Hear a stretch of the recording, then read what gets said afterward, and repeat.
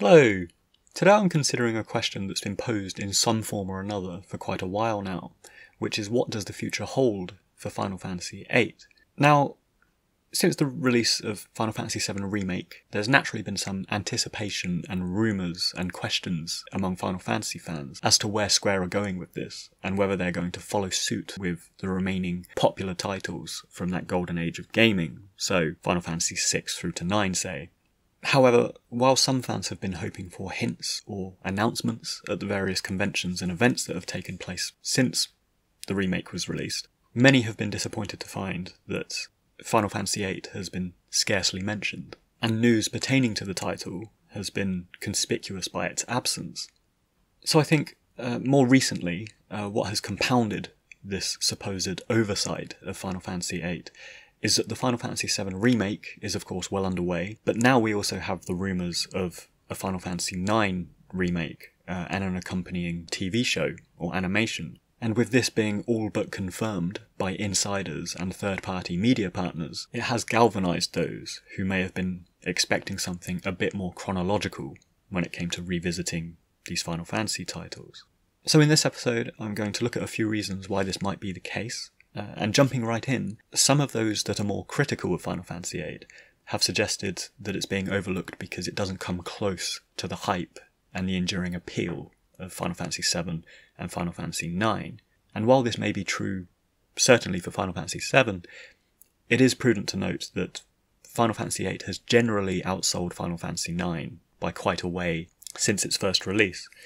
And so, while there are varying degrees of subjectivity and personal taste involved in the Final Fantasy games, one would expect that Square, especially a company like Square, would be attentive to the sales figures when it comes to considering what titles they should be revisiting and the potential returns for those if they were to expand the universe or do remake games and so on.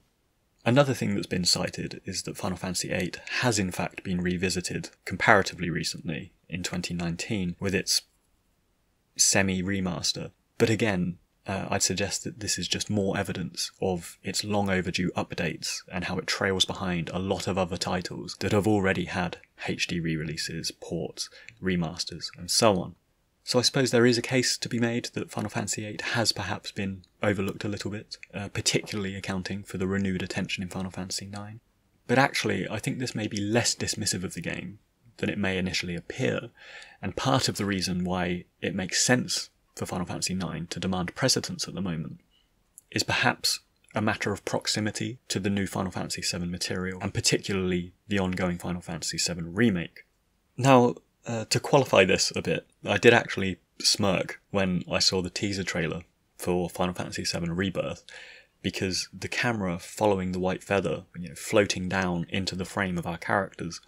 is strikingly familiar to the symbolism and the cinematography of Final Fantasy VIII's opening FMV of Rinoa and the White Feather. But while that is merely cosmetic and aesthetic, it did remind me of some conversations I've had around the Remake Part 1's release, where a couple of people have suggested that the concept of fate, this concept of determining one's future or attempting to change the past, and more broadly this idea of time, it's something that feels a much more natural fit for Final Fantasy VIII, wherein these were basically the themes of that title. You had Ultimecia trying to go back and change time, you had Alone trying to go back and change time, and you had the dual timeline and the cause and effect story between the opposing personalities of Squall and Laguna, which, as I've discussed at length a number of times, I think was brilliantly crafted. So to see Final Fantasy VII embark on a first act that is somewhat aligned to these core concepts,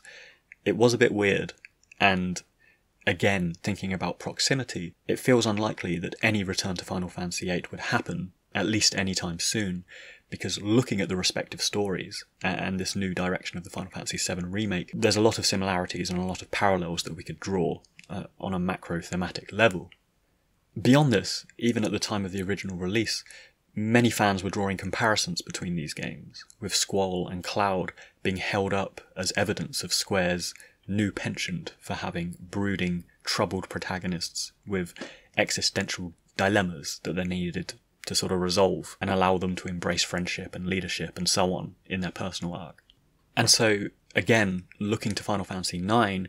which is, I wouldn't say light-hearted, because of course there are some very dark character stories in that game, but it's certainly a game that has more obvious elements of light-heartedness in its design,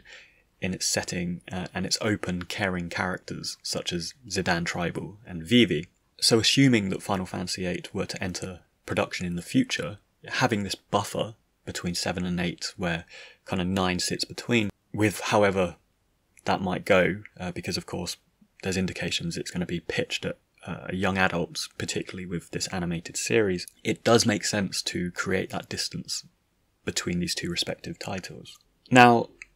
on the flip side, the fact that Final Fantasy VII has been leaning more into Final Fantasy VIII's themes may also bode quite badly for the prospect of a Final Fantasy VIII remake, or even prequel, sequel, compilation sort of stuff, because the fact remains that a lot of Kazushige Najima's original script for Final Fantasy VII was recycled into what would become Final Fantasy VIII.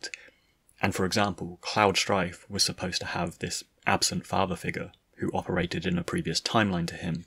which was later transformed and replaced with Zack Fair. And indeed, another comparison some fans make is this pioneer figure of Zack and Laguna, who paved the way or influenced much of 7 and 8's future story. And then there's just some tertiary elements, such as Sorceress Adia, or at least the design and basic premise of that character, who was meant to be a recurring boss fight in Final Fantasy VII. So there are degrees of overlap on numerous levels that bode ill for Final Fantasy VIII's legacy, because Square could just opt to continue with Final Fantasy VII's story, incorporating and reintroducing original elements of that script, and bits of symbolism such as white feathers and stuff, which equally appear in both of these games, so again, the similarities are ever drawing closer. Another point of interest is intricacies such as modernising gameplay and the combat system. Now, for the Final Fantasy VII remake, I think they did a brilliant job with the battle mechanics, retaining the essence of the original materia system while giving it a modern twist that would appeal to a broader audience. And while I do love traditional turn-based or ATB JRPG games, what they did with the remake's gameplay was a real achievement of system design, and it was one of my favourite aspects of that game, to be honest. But looking to Final Fantasy VIII, its battle mechanics would be something of an obstacle, let's say, because while the junctioning system, even at the time, was received quite negatively, it's also an integral aspect to the central story and setting of Final Fantasy VIII. And although Squaresoft did really well insofar as they unified the point and purpose of battle mechanics with the broader narrative arc of the game, junctioning proved to be a bit of a nightmare for many fans, and trying to conceivably modernise that and fix that would take a fair amount of work, particularly doing so without compromising the entire backbone of Final Fantasy VIII's setting, which is this lore around paramagic and GFs and sorceresses and so on. And so, looked at this way, one can't necessarily begrudge Square's team for not wanting to touch Final Fantasy VIII right now. And it's just an interesting predicament. And while I am one of the more cautious Final Fantasy VIII fans who would worry that any sequels or prequels or remakes might compromise a title that I'm really fond of, I can see how there is a strong sentiment among a lot of Final Fantasy VIII fans that this title should be revisited. And the Laguna, Kiros and Ward backstory of the original title, for example, was heavily cut down from the original script. So there's a wealth of adventure and story that already exists that Kazushige Najima may well spin into a prequel. And considering the end of the game, the world of Final Fantasy VIII was also left in ruins, politically speaking, by the end of the game, because of course Galbadia had been left leaderless, and it had colonised half of the world. So there's plenty of fallout that would occur in that game, and a wealth of potential story that would inform a sequel. And on both of these things, prequels and sequels, I have theorised and discussed that elsewhere on the channel, and I'll link to. Then they will eventually get around to the others too. But by the same token, I wouldn't be surprised 16, which again looks like it's going to have a standoffish, insular sort of protagonist. It's just another reason to sort of avoid Final Fantasy VIII for now. And there may be more opportunity, as Square sees it, to hit audiences with this juxtaposing setting and story, such as we see in Final Fantasy IX, Final Fantasy IV, Final Fantasy VI, which in their own ways can be considered more light-hearted, or at least fellowship, optimistic sort of adventures at various points. So there we have it, some thoughts on the Final Fantasy VIII predicament as I see it, and it has been discussed a fair amount lately. So if you got this far, thanks very much for listening, and I hope you enjoyed it. And feel free to drop a comment below, and let me know your thoughts on the future of Final Fantasy VIII.